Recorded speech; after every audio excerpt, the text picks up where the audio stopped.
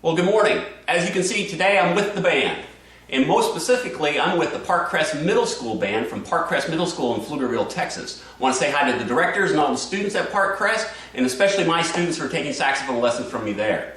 Today we're going to talk about the region band music for middle school. I'm going to show you not just the right fingerings and the right notes to play and the right rhythms, but beyond that, I'm going to show you the musical ideas. Now, the musical ideas I find to be important ones because technically we expect to hear and play all the right notes and we expect to hear all the right rhythms. But what sets one player above the other is how their musicality comes through and what they play in the music. And so today we're going to talk about the technical things, but we're also going to really put forth the idea of playing it musically and set those musical ideas together.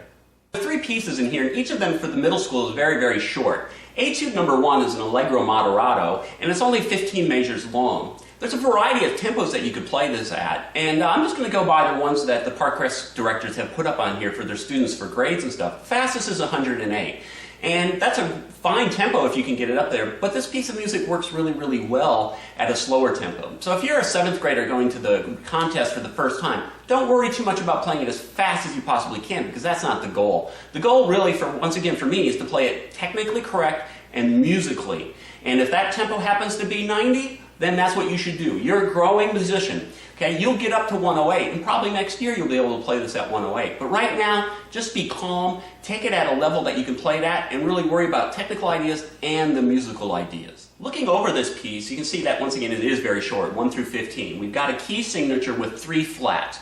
And whenever you see these flats, you always know that you're going to come across the idea of using side B flat, or bis B flat, or sometimes 1 and 1 or 1 and 2 in order to accommodate the fingerings that occur.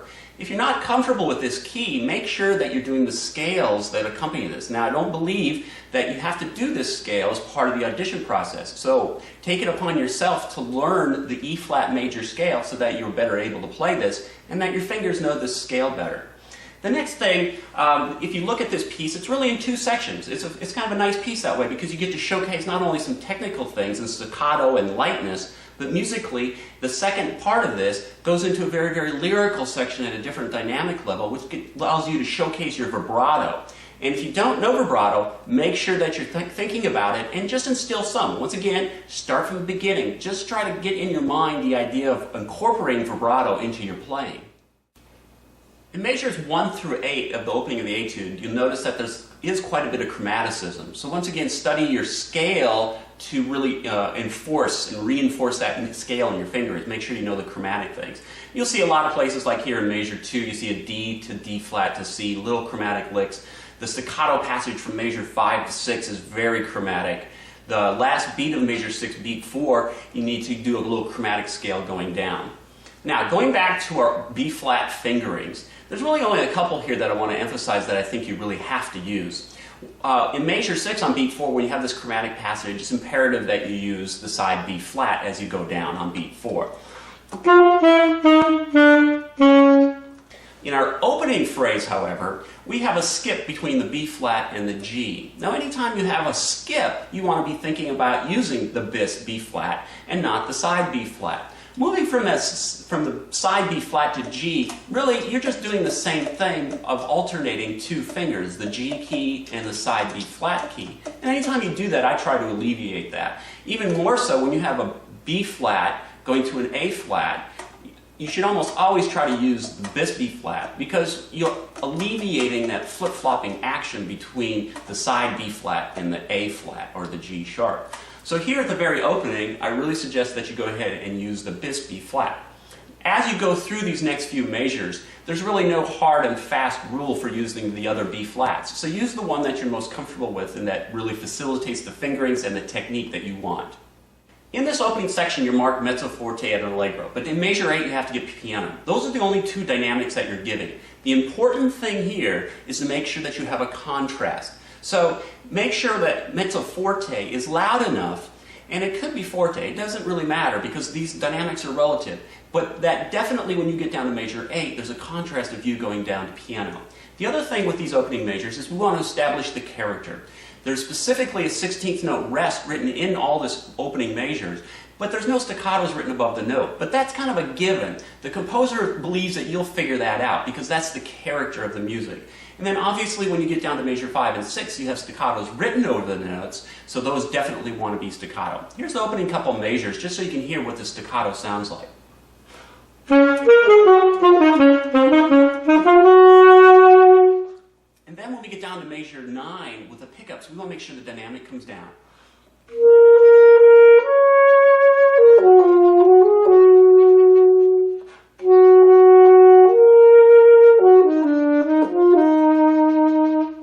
And now you can hear that we have tenuto. We want to draw these G's and E flats out in measure 8 and measure 10 so that we get a nice tenuto and we have very, very nice vibrato going through there. When I look at a phrase of music, I always wonder where is it going? And I want to find what the structural notes are. In these opening measures, the structural notes are E flat in measure 2 and the F in measure 4, and then as you see measure 5, it's going up and it's increasing in intensity. So through here, we not only want to increase our vibrato, we may want to push the tempo just a little bit to increase our intensity. And of course, you can see in measure 6 where you're going to bring the tempo back down to the original tempo in measure 7, which is your odd tempo. But so you've got no problem with just pushing the tempo here. What we're trying to do is increase and generate excitement. Once again, here's measures 1 through 2. And notice how in measure 2 we get there, we got an arrival point. Really, it's going from E flat to the F in measure 4. So I want to be thinking this, actually, long term here.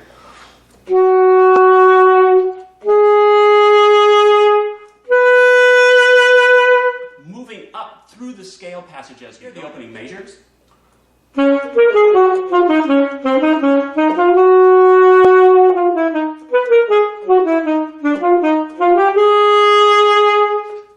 can hear that my F is just a little bit louder than my E flat in measure 2. Also notice that just at the end of measure 2, I taper my dynamic back down to my opening dynamic level in order to regenerate excitement. We want to go back down so that we can move back up to create the excitement. Now when I get to measure 4 on the F, I don't do that to the E flat because my excitement, I can hear the line moving on and it's going to happen very quickly. So here's measure 4.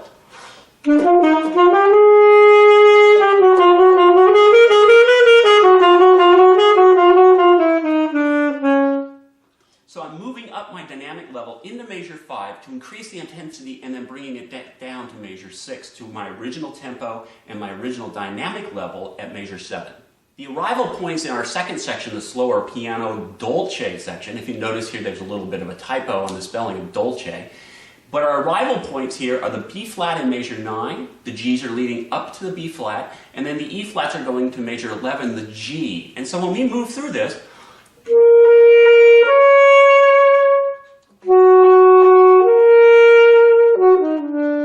we got this nice little falling passage that goes through that.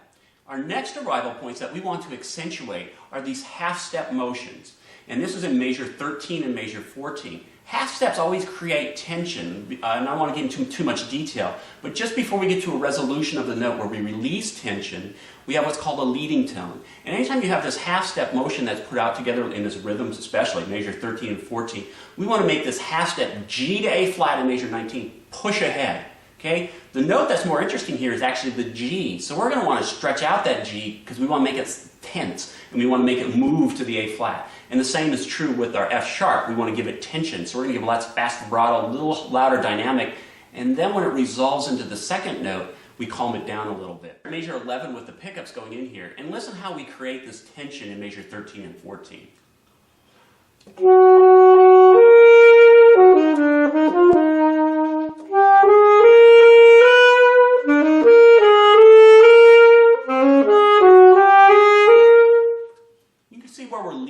We're moving into that. That you record yourself so that when you listen to this, you can go back and hear yourself and see if you're getting the kind of ideas that I'm putting into the music. Now, I'm not saying that this is the way is the only right way and my way is the right way.